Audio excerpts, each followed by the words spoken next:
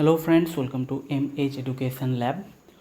তো আজকে তোমাদের থাম্বনেল থেকে তোমরা বুঝেই গিয়েছো যে আজকে আমাদের একটা স্ট্র্যাটেজির ক্লাস হবে এবং আজকে স্ট্র্যাটেজির টপিক হচ্ছে পলিটি আমরা ডাব্লিউবিসিএস প্রিলি এবং মেন্স দুটোর জন্য একসঙ্গে কিভাবে প্রিপেয়ার করব। এই জিনিসটার উপর আজকে আমরা কি করব, আজকে আমরা কিন্তু একটু আলোচনা করব। তার কারণ আমাদের সামনে প্রিলি এবং মেন দুটো পরীক্ষাই আছে। তো সেখানে দু ধরনেরই ক্যান্ডিডেট আছে। কিছু ক্যান্ডিডেট আছে যারা আগের বছরের প্রিলি পাস করেছো, তারা মেন্সের জন্য প্রিপারেশান নিচ্ছ, কিন্তু সেই সমস্ত ক্যান্ডিডেটরা কিন্তু আবার পরের বছরের প্রিলিরও ফর্ম ফিল আপ করে দিয়েছো, অতএব প্রিলিটারও তোমাদের টার্গেট করতে হবে। আর এবছর যারা প্রথম ফর্ম ফিল আপ করেছো, প্রিলির ফর্ম ফিল আপ করেছো শুধু, তাদেরকেও কী করতে হবে, এখন থেকেই কিন্তু মেন্সের জন্য প্রিপারেশান স্টার্ট করে দিতে হবে। কারণ প্রিলি এবং মেন্সের মাঝখানে কিন্তু খুব একটা বেশি সময় পাওয়া যায় না। এবছর কোভিডের জন্য সিচুয়েশান একটু অন্যরকম, বাট সব বছর এরকম সময় পাওয়া যায় না। আর সব থেকে বড়ো ব্যাপার, যদি আমার আমি একই সঙ্গে পড়তে পড়তে আমি দুটোরই প্রিপারেশান নিয়ে নিতে পারি, তাহলে শুধু শুধু আমি আলাদা করে প্রিপারেশান নেবো কেন? আমার সিলেবাস তো সেম, সিলেবাস যে খুব পার্থক্য আছে তা নয়, সিলেবাস কাছাকাছি আমার সেম। তাহলে সেখানে আমার শুধু শুধু আলাদা আলাদা করে প্রিপারেশানের কোনো মানে হয় না। পড়বো যখন প্রথম থেকে ইনডেপথ পড়বো। আর মেন্স লেভেলের প্রিপারেশান যদি ইনডেপথ আমি প্রথম থেকে নিতে পারি, প্রিলি আমার খুব আরামসে আমি কোয়ালিফাই করতে পারবো। এইরকম কিন্তু একটা মেন্টালিটি নিয়ে তোমাদেরকে এগোতে হবে। এবার দেখো, পলিটি কিন্তু একটা খুব ইম্পর্টেন্ট রোল প্লে করে আমাদের ডাব্লিউবিসিএসের ক্ষেত্রে। কারণ পলিটি হচ্ছে কি, কোয়ালিটি হচ্ছে স্কোরিং সাবজেক্ট। আমাদের কি হয়, পলিটি এবং ইকোনমিক্স এই দুটো মিলে আমাদের 25 নম্বরের কোশ্চেন আসে। তো আগের দিন আমি তোমাদের দেখিয়েছিলাম, তার মধ্যে পলিটি থেকে কোশ্চেন বেশি আসে, ইকোনমিক্স থেকে কম্পারেটিভলি কোশ্চেন কম আসে। এবং সত্যি কথা বলতে কি, আমারও পার্সোনালি মনে হয় ইকোনমিক্স কিন্তু একটু খটোমটো সাবজেক্ট, একটু কঠিন সাবজেক্ট। ইকোনমিক্সের তুলনায় পলিটিতে কিন্তু স্কোর বেশি করা যায়, পলিটি কম্পারেটিভলি অনেক ইজি। পলিটির সিলেবাসটা দেখতে খুব ভাস্ট, কারণ পলিটিতে অনেক চ্যাপ্টার্স আছে, কিন্তু চ্যাপ্টারগুলো কিন্তু খুব ছোট ছোট এবং বেশ কিছু চ্যাপ্টার থেকে কিন্তু খুব বেশি কোশ্চেন আসে না। তোমাদের হাতে গোনা কয়েকটা চ্যাপ্টার পড়লেই কিন্তু তোমাদের পরীক্ষায় আরামসে তোমরা ভালো রকমভাবে স্কোর করতে পারবে। তো কোন কোন চ্যাপ্টার তোমরা পড়বে, কোন কোন জায়গাগুলো তোমাদের ইম্পর্টেন্ট, সেগুলো আমি আজকে তোমাদের সঙ্গে সব আলোচনা করব। প্রথমত আমি তোমাদেরকে পলিটির পুরো সিলেবাসটা একবার দেখিয়ে দিচ্ছি। এটা তোমরা দেখে নাও ভালো করে, ভিডিও পজ করে পারলে দেখে নিও। দেখো এখানে তোমাদের এই টোটাল হচ্ছে যেগুলো দেখাচ্ছি, এটা হচ্ছে তোমাদের পলিটির ওভারঅল সিলেবাস। সিলেবাসটা কিন্তু অবশ্যই বড় পলিটির, আমি বারবার করে বলছি, পলিটির সিলেবাস কিন্তু খুবই বড়। পলিটিতে প্রায় টোটাল 35 চ্যাপ্টার্স আছে, কিন্তু চ্যাপ্টারগুলো ছোট ছোট এবং তার থেকেও বড় ব্যাপার, 35-এর মধ্যে 35টা চ্যাপ্টার থেকে কিন্তু কোশ্চেন আসে না। এখনও অবধি যে ট্রেন্ড ফলো হচ্ছে, 35টা চ্যাপ্টার থেকে কিন্তু কোশ্চেন আসে না। হ্যাঁ, তবে তোমাকে অবশ্যই পড়তে হবে 35টা, বাট যেগুলো থেকে কোশ্চেন আসে না সেইগুলো হালকা হালকা উপর জিনিসগুলো একটু পড়ে নিলে, বা সেই টপিকগুলোর ওপর শুধুমাত্র প্রিভিয়াস ইয়ারের কিছু কোশ্চেন তোমরা একটু দেখে নিলে, তাহলেই কিন্তু হয়ে যাবে। খুব ডেপথে ঢুকে পড়াশোনা করার দরকার হবে না। সেইগুলো কোনগুলো সেটা আমি বলে দেবো। তো এই হচ্ছে তোমাদের পলিটি টোটাল সিলেবাস, তার মধ্যে 35 নাম্বারস অফ চ্যাপ্টার্স কিন্তু এখানে দেখতে পাওয়া যায়। এবার তোমাদের আমি প্রথমেই বলে দিই যে কোন চ্যাপ্টারগুলো থেকে অ্যাকচুয়ালি কোশ্চেন সব থেকে বেশি আসে এবং কোনগুলো ইম্পর্ট্যান্ট। দেখো, প্রথমত ফার্স্ট স্লাইডে যে 7টা চ্যাপ্টার দেখতে পাচ্ছ, এই 7টা চ্যাপ্টারই কিন্তু ইম্পর্ট্যান্ট। কারণ হিস্টোরিক্যাল ব্যাকগ্রাউন্ড থেকে তোমাদের বিভিন্ন চার্টার অ্যাক্ট, বিভিন্ন হচ্ছে তোমাদের রেগুলেটিং অ্যাক্ট, এই অ্যাক্টগুলোতে কোথায় কী হয়েছিল সেই সব বিষয়গুলোর উপর কী করা হয়, সেই সব বিষয়গুলোর উপর কোশ্চেন জিজ্ঞেস করা হয়। মেকিং অফ দ্য কনস্টিটিউশন যে তৈরি করা হয়েছে সেটার উপরও কিন্তু বিভিন্ন ধরনের কোশ্চেন এসে যায়। মানে কনস্টিটিউশনে কীভাবে তৈরি করা হলো, কতদিন সময় লাগলো, কি প্রথমে ছিল, কি কমিটি তৈরি হয়েছিল সেখানে, সেই কমিটির চেয়ারম্যান কারা ছিলেন। ফিচার্স অফ দ্য কনস্টিটিউশনের ফিচার একটা খুব ইম্পর্ট্যান্ট জায়গা। এখান থেকে কিন্তু তোমাদের বিভিন্ন জায়গা থেকে কিন্তু তুলে তুলে কোশ্চেন জিজ্ঞেস করে, কারণ এই ফিচার্সের মধ্যেই কিন্তু অ্যাকচুয়ালি শর্টে ফান্ডামেন্টাল রাইটস, ডিউটিস, এভরিথিং ঢুকে যায়। এছাড়া আমাদের কনস্টিটিউশনের যে ফিচার্স, তার মধ্যে এমন অনেক জিনিসপত্র আছে, আমাদের মধ্যে একটা ভ্রান্ত ধারণা আছে যে আমাদের ইন্ডিয়ান কনস্টিটিউশন বেসিক্যালি বিভিন্ন দেশ থেকে কপি পেস্ট করে বানানো হয়েছে। তা কিন্তু একদমই না। হ্যাঁ, বিভিন্ন দেশের ভালো ভালো জিনিসগুলো আমরা অ্যাডপ্ট করেছি, বাট সেগুলোকে আমরা আমাদের ইন্ডিয়ান যে সিচুয়েশান ছিল বা আমাদের ইন্ডিয়ানদের কোনটা সুবিধা হবে তার উপর সেরকমভাবে ডিপেন্ড করে আমরা কী করছি, মডিফাই করেছি। সেই মডিফিকেশানগুলো কেন করা হয়েছে, কীভাবে করা হয়েছে, কী মডিফিকেশান করা হয়েছে, সেই জিনিসগুলো কিন্তু তোমাদের পড়তে হবে। তারপরে preamble not that much important, কিন্তু তবুও কোশ্চেন আসে। Union territory, citizenship, fundamental rights তো একদম মানে স্টার মার্ক দিয়ে রাখো, ফান্ডামেন্টাল রাইটস থেকে প্রচুর কোশ্চেন আসে। আমি এর আগে একদিন তোমাদের প্রিভিয়াস ইয়ারে কোশ্চেন করা থেকে দেখিয়েওছিলাম যে 2016 সালের যে কোশ্চেন ছিল, 2016 সালে 80% পলিটির কোশ্চেন ফান্ডামেন্টাল রাইটস একটা চ্যাপ্টার থেকেই তুলে দিয়ে দিয়েছে, পরপর শুধু ফান্ডামেন্টাল রাইটসের কোশ্চেন দিয়ে গেছে। তো সেরকমটা এখন হয়তো করবে না, but fundamental rights important chapter. Next আমাদের যেটা দেখতে পাচ্ছি ডিপিএসপি, ফান্ডামেন্টাল ডিউটিস, এইগুলো খুব ইম্পর্ট্যান্ট। আচ্ছা, এরপরে যেটা আমরা দেখতে পাচ্ছি parliamentary system and federal system, এটা কিন্তু অতটা ইম্পর্ট্যান্ট নয়, এটা থেকে খুব বেশি পড়া দরকার নেই। তারপরে এই জায়গাগুলো আবার খুব important, president, emergency provisions. Emergency provisions থেকে মূলত এমার্জেন্সি প্রভিশনে যে 3 ধরনের থাকে আমাদের, স্টেট এমার্জেন্সি, ন্যাশনাল এমার্জেন্সি এবং ফাইন্যান্সিয়াল এমার্জেন্সি।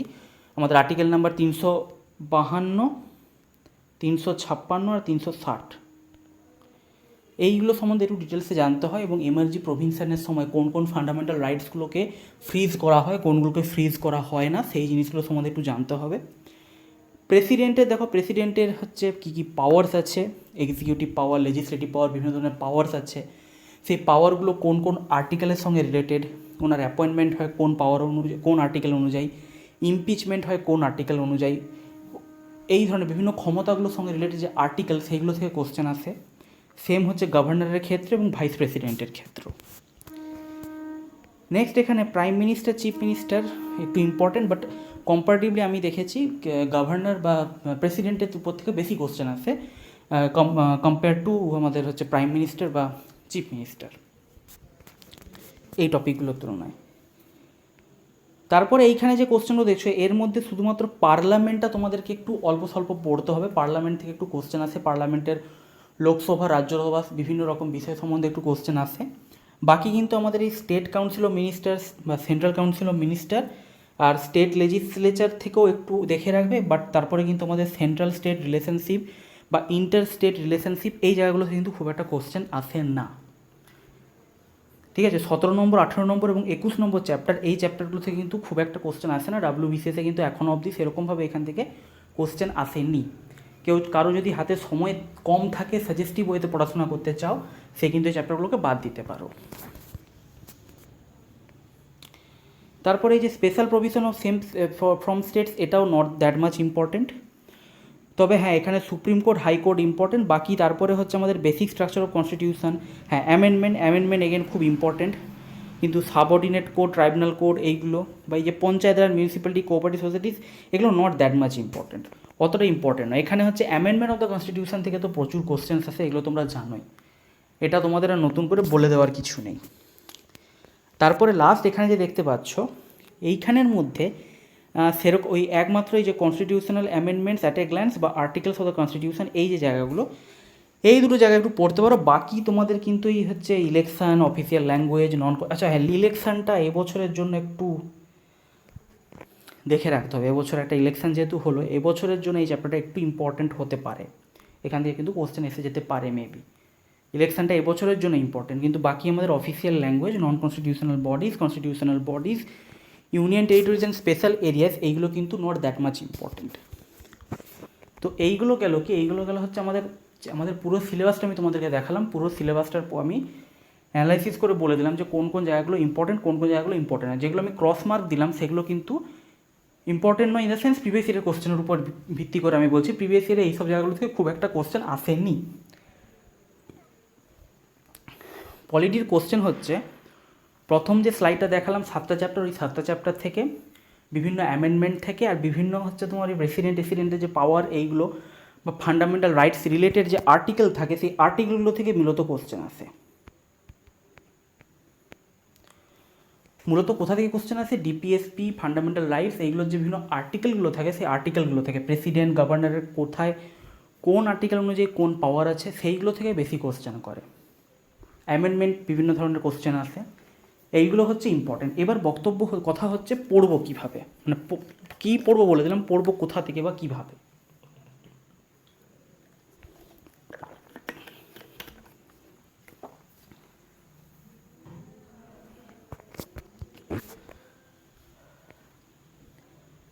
দেখো পড়বে কীভাবে বলতে, আমাদের সবার প্রিয় যে বই আছে লক্ষ্মীকান্ত,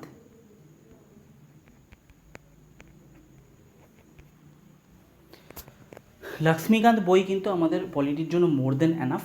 অসুবিধা কিছু নেই লক্ষ্মীকান্ত পড়লে। লক্ষ্মীকান্ত পড়লে অন্য কোনো বই পড়া দরকার নেই। বাংলাতে কিছু বই অ্যাভেলেবেল আছে, কিন্তু সেই বইগুলো কোনোটাই খুব একটা স্ট্যান্ডার্ড নয়, বা not up to the level of Laxmikanth. লক্ষ্মীকান্তের লেভেল অফ দি স্ট্যান্ডার্ড নয়।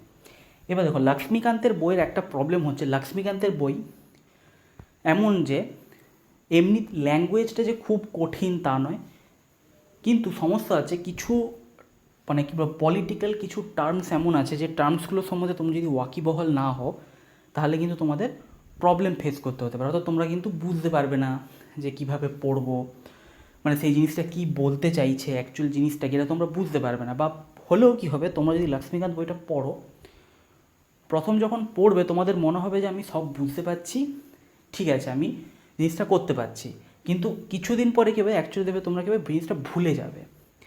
কারণ যখন তোমরা ইনডেপথে না ঢুকে জিনিসগুলো মানে উপর উপর জাস্ট খালি চোখ বুলিয়ে যাবে, যাতে মুখস্থের মতো করে যাবে, তখন কী হবে, এই জিনিসগুলো তোমাদের মাথা থেকে বেরিয়ে যাবে। এই জিনিসগুলো তোমার মাথা থেকে তোমাদের বেরিয়ে যাবে। সেই জন্য তোমাদের কী করতে হবে, একটু ডেপথে ঢুকে পড়তে, যাতে প্রিলি এবং মেন্স দুটোর জন্যই প্রিপারেশান হয়ে যায়। কীভাবে পড়বো আমি তোমাদের আজকে একটু উদাহরণ দিয়ে বুঝিয়ে দিচ্ছি। এরপরে দেখো এই যে জিনিসগুলো আছে, এটা আমি পুরোপুরিভাবে লক্ষ্মীকান্তের বই থেকে কিন্তু কপি পেস্ট করে এখানে রেখেছি। আমি জাস্ট জিনিসটা তোমাদের বলে দিচ্ছি লক্ষ্মীকান্তের বই কীভাবে পড়বে। দেখো প্রথমে আমি প্রথম চ্যাপ্টারটাই দেখাচ্ছি হিস্টোরিক্যাল ব্যাকগ্রাউন্ড। কী বলেছে এখানে, এখানে জিনিসটা যেটা বলেছে, জিনিসটা আমি বলে দিচ্ছি, আমি পুরো মানে তোতা পাখির মতো পড়ছি না। জিনিসটা এখানে বলা হয়েছে যে 1600 খ্রিস্টাব্দে আমাদের ইস্ট ইন্ডিয়া কোম্পানি, একটা ট্রেডার কোম্পানি ছিল, যারা কুইন এলিজাবেথ ওয়ানের কাছ থেকে ইন্ডিয়াতে এসে ট্রেডিং করার কী করে আমাদের অধিকার পায় আন্ডারে চার্টার গ্র্যান্টেড। চার্টার মানে কুইন এলিজাবেথ একটা চার্টার দিয়েছে, একটা অ্যাক্ট দিয়েছিলেন, সেই চার্টার অ্যাক্টের উপর ডিপেন্ড করে আমাদের ইন্ডিয়াতে এসে ব্যবসা করার পেয়েছিল, অধিকার পেয়েছিল কি east India Company. In 1765 the company which, এলে দুটো সাল আমার মাথায় এলো। প্রথম হচ্ছে 1600-তে প্রথম কী পেলো, 1600-তে হচ্ছে আমার প্রথম তারা অধিকার পেলো এবং এসে ব্যবসা করা শুরু করলো। তার প্রায় 165 বছর পর 1765 the company which till now had purely trading functions obtained the diwani rights. Diwani rights mean rights over revenue and civil justice, অর্থাৎ হচ্ছে রেভিনিউ যে কালেক্ট করার যে দায়িত্ব, বা আমাদের যে সিভিল জাস্টিস মানে আইন কানুন সংক্রান্ত বা বিচার ব্যবস্থার যে বিচার করার যে ক্ষমতা, সেটা পেয়েছিল কোথাকার, Bangla, Bihar, Orissa. And this started its career as a territorial power. এবং তারপর থেকে প্রথমে কি ইস্ট ইন্ডিয়া কোম্পানি তো প্রথমে আমাদের এখানে কলোনি তৈরি করতে বা রাজত্ব করতে আসেনি, প্রথমে তারা এসেছিলো এখানে ব্যবসা করতে, পিওর বিজনেস পারপাসে। কিন্তু পরবর্তী ক্ষেত্রে তারা ধীরে ধীরে বুঝতে পারে যে ইন্ডিয়ার মানুষজন হচ্ছে অ্যাকচুয়ালি বোকা, এবং ইন্ডিয়াতে ব্যবসা করা কিন্তু খুব প্রফিটেবল, ইন্ডিয়াতে প্রচুর টাকা আছে। তো সেই জন্য ধীরে ধীরে তারা কী করেছিল, ধীরে ধীরে তারা টেরিটোরিয়ার দিকে এগোতে শুরু করেছিল। এবার ব্যাপার হচ্ছে যেটা, তোমরা কি করবে, এই জায়গাটা পড়ে তোমরা কী করে মুখস্থ করবে যে 1600 খ্রিস্টাব্দে প্রথম তারা এসেছিলো, 1765-তে কোম্পানি দিওয়ানি রাইটস পেয়েছিল। কিন্তু তোমরা কখনো এটা ভেবে দেখেছো যে কী এমন হলো 1765-তে গিয়ে তারা দিওয়ানি রাইটস পেয়ে গেল, যেখানে এতদিন তারা কী করছিল, এতদিন তারা করছিল ব্যবসা। হঠাৎ করে কী এমন হলো 1765-তে গিয়ে তাদের হচ্ছে টেরিটোরিয়াল পাওয়ার হিসেবে তাদের কেরিয়ার শুরু হলো। কী হয়েছিল, 1764-তে হয়েছিল ব্যাটেল অফ বক্সার যুদ্ধ হয়েছিল। এবং এই প্রথমে 1757-তে পলাশির যুদ্ধর পরে কিছুটা ঢুকে গিয়েছিল, তারপরে 1764-তে বক্সার যুদ্ধ হওয়ার পরে কি হয়েছিল, পুরোপুরিভাবে ইংরেজরা আমাদের বাংলা, বিহার, উড়িষ্যার উপর ডমিনেট করে নিয়েছিল। এই যে ডমিনেট করে নিয়েছিল, এই কারণে কি হয়েছিল, এরপরে কি পেয়ে গেছিলো তারা, তার কয়েক বছর পরে 1765-তে তারা বাংলা, বিহার, উড়িষ্যার উপর দিওয়ানি রাইটস পেয়ে গিয়েছিল। এবং এরা আর ইস্ট ইন্ডিয়া কোম্পানি কিন্তু শুধুমাত্র একটা ব্যবসায়িক সংস্থান থাকলো না, এরা কি হয়ে গেলো, এরা হয়ে গেলো টেরিটোরিয়াল পাওয়ার, বা আমাদের হচ্ছে ধীরে ধীরে ধীরে গেলো আমাদের উপর রাজত্ব করা শুরু করলো। তো এই যে লিঙ্কটা তুমি যদি মাথায় রাখতে পারো, তাহলে কি তোমাকে কিন্তু 1765 সালটার মুখস্থ করতে হবে না, তোমাদের মাথায় এমনি সেট হয়ে যাবে যে 1600-তে এসেছিল, 64-তে প্রথমে 57-তে হচ্ছে পলাশির যুদ্ধে হারালো আমাদের সিরাজউদ্দৌলাকে, 64-তে বক্সার যুদ্ধ জিতলো, ঠিক ওই জন্য তার এক বছর পরে কী পেয়ে গেল এখানে দেওয়ানি রাইটস। তারপরে কি হলো, এবার দেখো 1765 থেকে এই যে 1758, এটা কি বলো তো, এটা হচ্ছে company rule. Company rule in the sense, company এখানে এখনই দেখিয়েছে 1773 থেকে 1858, কিন্তু অ্যাকচুয়ালি 1765 থেকে ওটা স্টার্ট হয়ে গেছে। 1765 থেকে ওটা স্টার্ট হয়ে গিয়েছিল। 1773 থেকে এখানে দেওয়া হয়েছে, কারণ 1773 প্রথম রেগুলেটিং অ্যাক্টটা এসেছিল। 1765 থেকে 1773 অবধি কী ছিল, 1765 থেকে 1773 অবধি আমাদের ইস্ট ইন্ডিয়া কোম্পানির উপর ব্রিটিশ গভর্নমেন্টের কোনো রকম কোনো নিয়ন্ত্রণ ছিল না। ব্রিটিশ গভর্নমেন্ট কী করে, আমাদের ইস্ট ইন্ডিয়া কোম্পানি কী করেছিল, লাগাম ছাড়া যা খুশি করেছিল। এখানে কী করেছিল, লাগাম ছাড়া যা খুশি করেছিল, এবং যে কারণে তাদেরকে রেগুলেট করার জন্য প্রথম রেগুলেটিং অ্যাক্ট আনা হয়েছিল। সেটা আমি যাচ্ছি।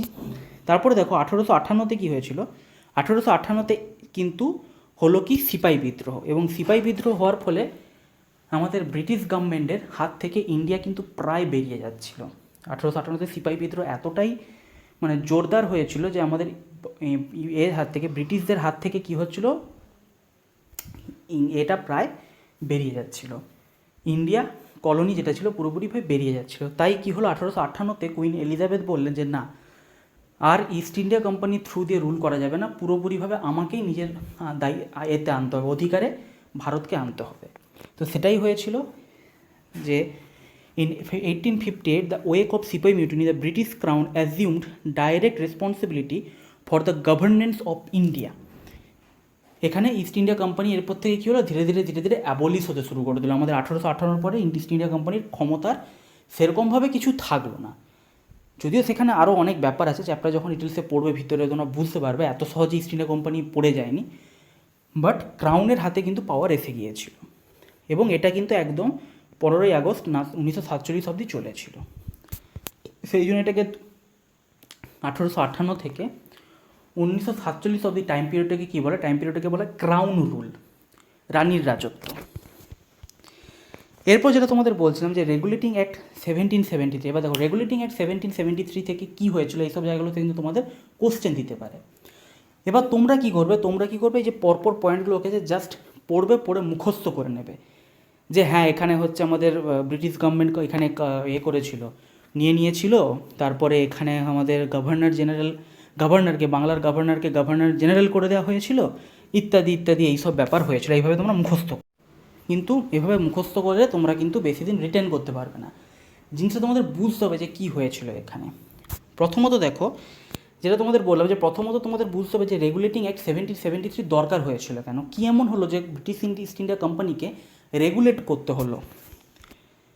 তো এই দেখো, এই যে টাইম পিরিয়ড 1765 থেকে 1773 অবধি, এই টাইম পিরিয়ডের মধ্যে কী হয়েছিল, যেটা তোমাদের বললাম যে ব্রিটিশ ইস্ট ইন্ডিয়া কোম্পানির উপর কোনো অধিকার ছিল না ব্রিটিশ সরকারের, শুধু ওদেরকে বলেছিল কি যে তোমরা ট্যাক্স দাও আমাদেরকে কিছু পরিমাণ ট্যাক্স দাও, রেভিনিউ দাও, ব্যাস, তারপর তোমরা যা খুশি করো। কিন্তু এই যা খুশি করতে গিয়ে অ্যাকচুয়ালি ব্রিটিশরা যা খুশি করেছিল। এখানে কি হয়েছিল, রেভিনিউ তো কালেক্ট হচ্ছিল, বাট কোম্পানির ফান্ডে টাকা না গিয়ে কোম্পানির যে অফিসাররা ছিল, অফিসাররা কী করছিল, টাকা খাচ্ছিল, বা ইন দি শর্ট কারাপশান হচ্ছিল। কী হচ্ছিল, প্রচণ্ড রকম কারাপশান হচ্ছিল। ব্রিটিশ ইস্ট ইন্ডিয়া কোম্পানির যারা অফিসার ছিল তাদের পকেটে টাকা ঢুকছিল, কোম্পানির ফান্ডে কোনো টাকাই ঢুকছিল না। যে কারণে কী হয়েছিল, কোম্পানি ধীরে ধীরে এমন হয়েছিল যে দেউলিয়া হতে বসেছিল, কোম্পানির ধার দেনায় ডুবে গিয়েছিল। এবং তখন ইস্ট ইন্ডিয়া কোম্পানি কী করলো, ব্রিটিশ গভর্নমেন্টকে গিয়ে বললো যে আমাকে লোন দাও, টাকা আমার ধার হয়ে গেছে। তখন গভর্নমেন্ট প্রথম নড়ে চড়ে বললো যে কী ব্যাপার, ইস্ট ইন্ডিয়া কোম্পানি একটা কোম্পানি, যে আমাকে রেভিনিউটা দেওয়ার কথা সে ধার দেনা এসেছে, সে উল্টে আমার কাছ থেকে টাকা চাইছে, এটা কি হলো, এটা কীরকম ব্যাপার হচ্ছে। তখন সেই কারাপশানটাকে লাগাম পরানোর জন্য বা ইস্ট ইন্ডিয়া কোম্পানিকে রেগুলেট করার জন্য আনা হয়েছিল রেগুলেটিং অ্যাক্ট 1773। কি আনা হয়েছিল, রেগুলেটিং অ্যাক্ট 1773। এখানে এই 3টে পয়েন্টের মধ্যে আমি যেটা বললাম সেই জিনিসটাই বলা হয়েছে যে it is the first step taken by British government to control and regulate the affairs of East India Company in India. অথবা হচ্ছে it recognized for first time its political and administrative function for company and led the foundation of central administration in India. Central administration in India মানে British government পুরোপুরিভাবে আমাদের ইন্ডিয়ার উপর আধিপত্য করবে, এইটার জন্য চেষ্টা শুরু হয়েছিল রেগুলেটিং অ্যাক্ট 1773 দিয়ে। এই চেষ্টা শুরু হয়েছিল, এমন নয় যে 1773 অ্যাক্ট দিল আর সঙ্গে সঙ্গে ইস্ট ইন্ডিয়া কোম্পানির পুরো সরে গিয়ে আমাদের ব্রিটিশ গভর্নমেন্টের হাতে ইন্ডিয়া চলে এলো, তা নয়। দীর্ঘ প্রসেসের মাধ্যমে ধীরে ধীরে এটা হয়েছিল। এবার দেখো তোমরা একটা জিনিস ভাবো যে তোমাকে যদি কোনো একটা ইন্ডিয়ার মতো বিশাল একটা দেশ, পুরোটাই হচ্ছে ইংরেজরা কলোনি স্থাপন করেছে, পুরো জায়গায় ইংরেজরা কলোনি স্থাপন করেছে আস্তে আস্তে। এবার সেখানে তুমি বসে আছো ইংল্যান্ডের, ব্রিটিশ গভর্নমেন্ট বসে আছে ইংল্যান্ডে, এত দূরে ইন্ডিয়াতে আছে ইস্ট ইন্ডিয়া কোম্পানি। তুমি ইস্ট ইন্ডিয়া কোম্পানির থ্রু দিয়ে বা ইস্ট ইন্ডিয়া কোম্পানিকে রেগুলেট করবে কী করে, বা ইস্ট ইন্ডিয়া কোম্পানির থ্রু দিয়ে তুমি এখানে হচ্ছে ইন্ডিয়ার উপর রাজত্ব করবে কী করে? তোমাকে তাহলে প্রথমেই কী করতে হবে, প্রথমেই করতে হবে যেটা, সেটা হচ্ছে সেন্ট্রালাইজেশন। এই যে সেন্ট্রালাইজেশন করতে হবে, সেন্ট্রালাইজেশন করার জন্যই ওরা প্রথম কী চুজ করেছিল কলকাতা বা বেঙ্গলকে ওরা ওদের ক্যাপিটাল চুজ করেছিল। যে কারণে প্রথমেই কী করা হলো designated governor of Bengal as governor general of Bengal and created an executive council of 4 members two assist হিম।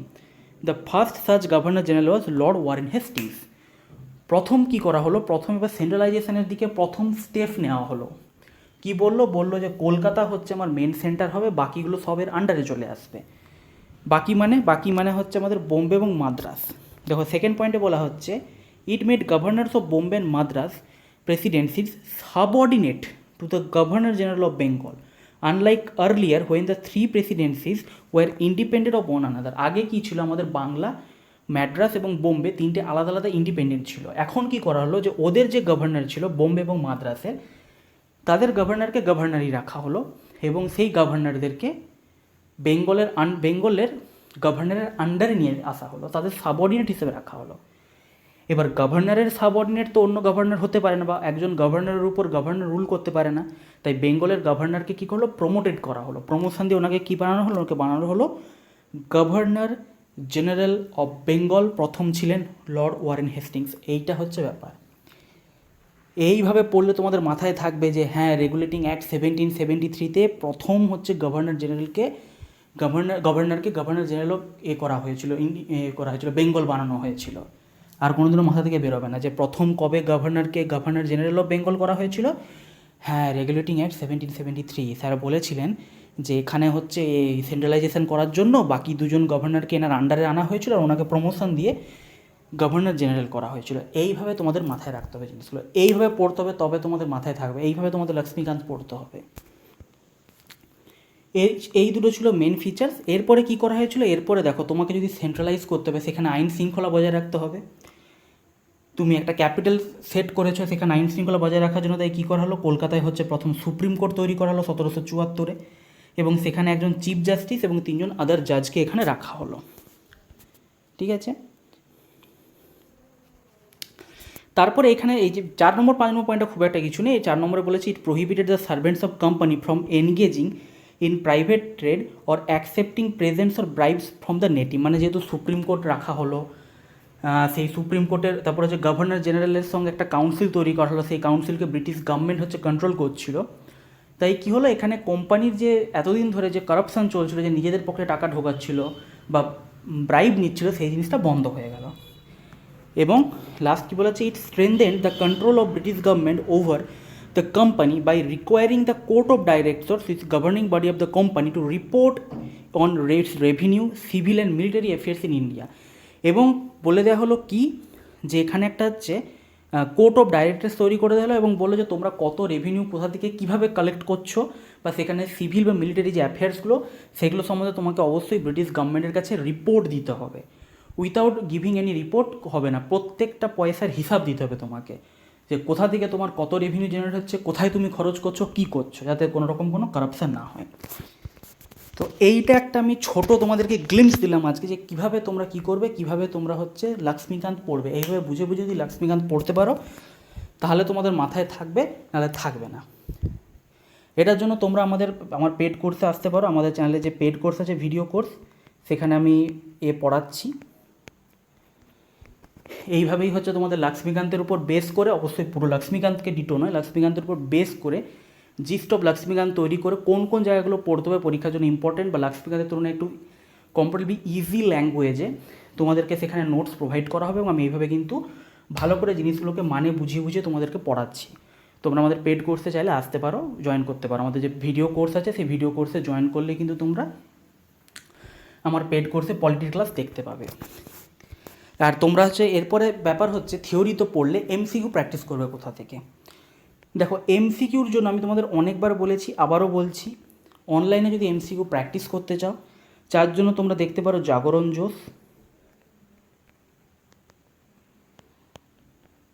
জোস অথবা হচ্ছে জিকে টুডে, যে কোনো একটা প্রেফার করতে পারো, দুটোই খুব ভালো। জিকে টুডে প্রেফার করতে পারো, জাগরণ জোস প্রেফার করতে পারো। বইয়ের জন্য তোমরা কিরণ পাবলিকেশনের যে এসএসসির প্রিভিয়াস ইয়ারের কোশ্চেনের যে বইটা আছে, মোটা করে একটা বই আছে, যেখানে হচ্ছে এসএসসির প্রায় বিগত 20-25 বছরের হচ্ছে মানে প্রতি বছরই দেখবে আপডেট হতে থাকে, প্রতি বছরই আপডেট হতে থাকে। Kiran publication general awareness, SSC general awareness, সেটা একটা বই আছে কিরণ পাবলিকেশনে। সেখানে তোমরা দেখতে পারো এসএসসির প্রিভিয়াস ইয়ারের যত পরীক্ষা হয়েছে সব পরীক্ষার কোশ্চেন আছে, সেখান থেকে তোমরা পলিটির কোশ্চেন আলোচনা করবে। ইন জেনারেল বইটা কিনতে পারো, যে কোনো মানে পলিটি, ইকোনমিক্স, সায়েন্স বা হচ্ছে তোমাদের হিস্ট্রি, জিওগ্রাফি, সমস্ত কোশ্চেন ওখানে দেখতে পারো। কোশ্চেনগুলো খুব স্ট্যান্ডার্ড, কারণ এসএসসির প্রিভিয়াস ইয়ারের কোশ্চেন ওগুলো। তার সঙ্গে সঙ্গে আরেকটু যদি হাই লেভেল কেউ প্র্যাকটিস করতে চাও, তোমরা দিশা পাবলিকেশনের ইউপিএসসি প্রিলিমস কিন্তু মেনের কোশ্চেন দেখতে যাও না, ইউপিএসসি মেন্সের কোশ্চেন অনেক হাই লেভেলের। ইউপিএসসি প্রিলিমসের প্রিভিয়াস ইয়ারের কোশ্চেন দেখতে পারো, দিশা পাবলিকেশনের বই আছে আমাদের ইউপিএসসির, এটাও দেখতে পারো।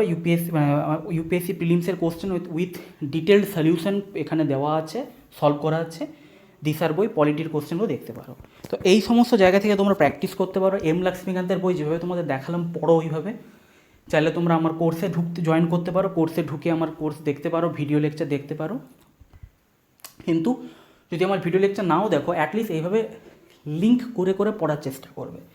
এইভাবে লিঙ্ক করে করে যখনই পড়বে, তখন দেখবে তোমরা কিন্তু জিনিসটা খুব ভালো রিটেন করতে পারবে এবং একটা ক্লিয়ার আইডিয়া তোমাদের তৈরি হয়ে যাবে। এবং এই ক্লিয়ার আইডিয়াটা তৈরি হলেই না তোমাদের দেখবে প্রিলি এবং মেন্স দুটোরই প্রিপারেশান হয়ে যাবে। কী হয়ে যাবে? প্রিলি এবং মেন্স দুটোরই প্রিপারেশান হয়ে যাবে। সো আজকে আমি এখানেই শেষ করলাম। আশা করছি তোমাদের ভালো লাগলো।